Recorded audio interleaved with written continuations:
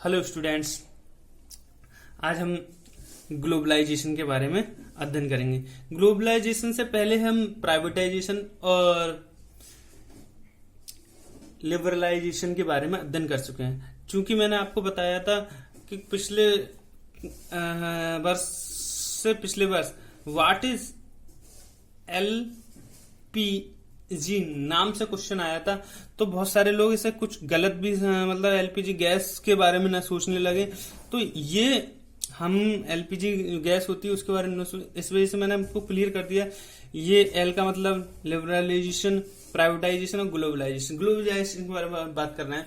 1991 में जो इकोनॉमी की न्यू पॉलिसी आई थी उसमें ये तीन मुख्य बिंदु थे, जिसमें उदारीकरण, निजीकरण और वैश्वीकरण को बहुत मान्यता दी गई थी। इसी के माध्यम से हमारा देश आज इस तरक्की तक पहुंचा है। कहा जाए तो ये एक मैजिकल तरीके से हमारी इकोनॉमिक कंडीशन को सुधारा गया था, परंतु हम यहाँ इसे फिलोसफी के अंतर्गत पढ़ रहे हैं तो हमने इसके शिक्षा पे फैक्ट पढ़े कि भाई उदारीकरण से शिक्षा में क्या प्रभाव हुआ। तो हमने देखा कि उसमें क्या हुआ। पहले क्या था, जो शिक्षा जो थी कहने का मतलब था संवर्ती सूची में, अब भी है।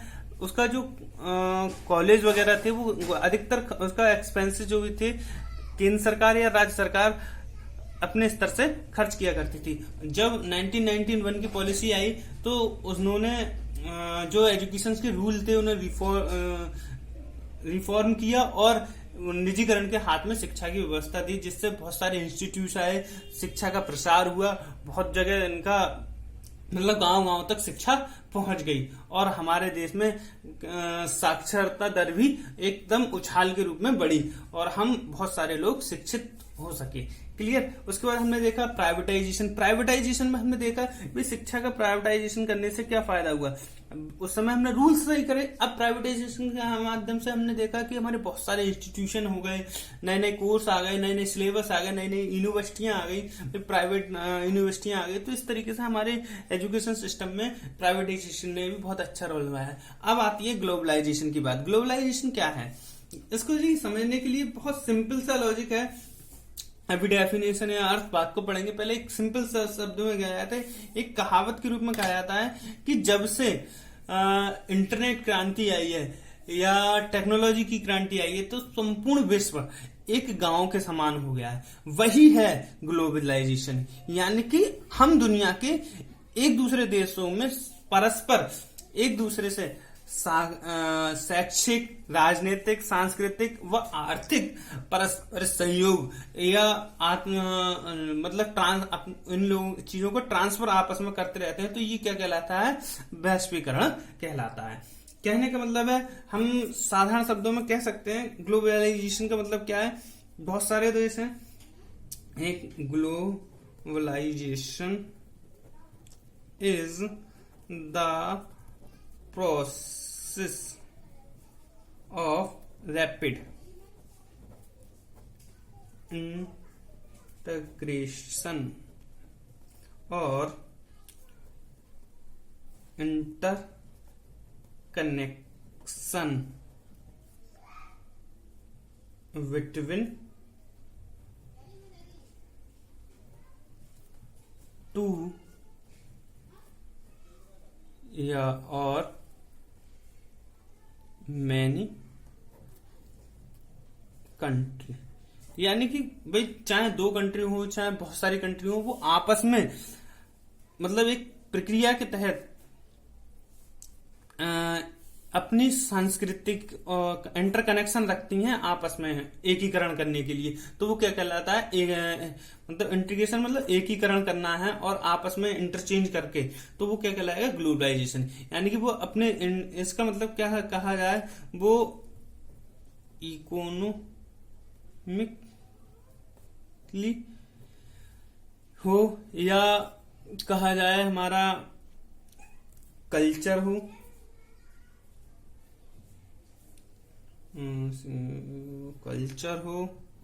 या हमारा एजुकेशन सिस्टम हो या टेक्नोलॉजी हो इन चीजों का एक दूसरे के साथ एकीकरण करना क्या कहलाएगा, हमारा वैश्वीकरण कहलाएगा। क्लियर। तो ये चीजें हमारे स्तर पर हो जाती है। खास तौर से ये जब इकोनॉमी कहा जाए 1991 में जो श्री मनमोहन सिंह, डॉक्टर मनमोहन सिंह द्वारा जो पॉलिसी लाई गई वो मुख्य रूप से आर्थिक रूप से संबंधित थी, परंतु ये वैश्वीकरण प्रणाली जो है उसमें एजुकेशन सिस्टम है या फिर टेक्नोलॉजी ट्रांसफर है, तो ये आपस में इंटरचेंज होने से ये हर एक जगह कारगर साबित हुई, हर फील्ड में।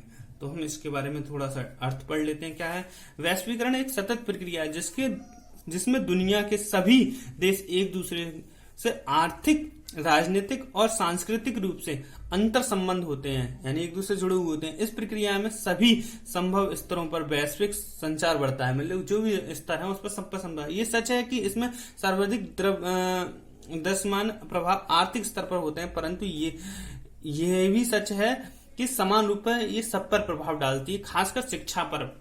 भाई शिक्षा पर भी ये बहुत प्रभाव डालती है। तो हम ये देखेंगे भाई वैश्वीकरण से क्या प्रभाव हुआ। Impact of globalisation,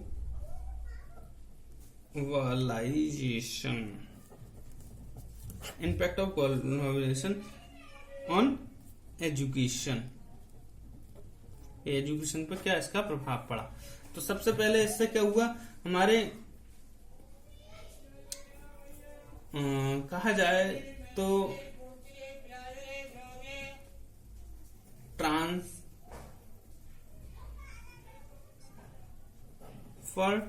to technology. भाई इससे क्या हुई, टेक्नोलॉजी का आपस में ट्रांसफर हुआ, जिससे एक देश दूसरे देश की टेक्नोलॉजी एजुकेशन में यूज कर सके। ठीक है। उसके बाद क्या हुआ, ट्रांसफर टू कल्चर। भाई वेस्टर्न कल्चर इंडिया में आया और इंडियन कल्चर वेस्टर्न में पहुंचा, जिससे हमारे एक दूसरे के संबंध अच्छे हुए और शैक्षिक स्तर पर इसका प्रयोग भी किया गया। और इससे क्या हुआ, the एडवांट of new technology.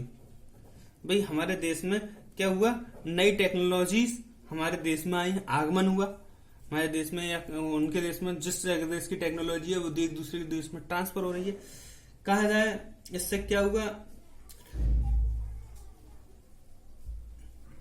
Improvement in standard of living. भाई हमारे जीवन स्तर में क्या हुआ, इम्प्रूव हुआ, जीवन स्तर में वृद्धि हुई, जीवन स्तर के जीने में वृद्धि हुई। और कह सकते हैं हम ट्रांसफर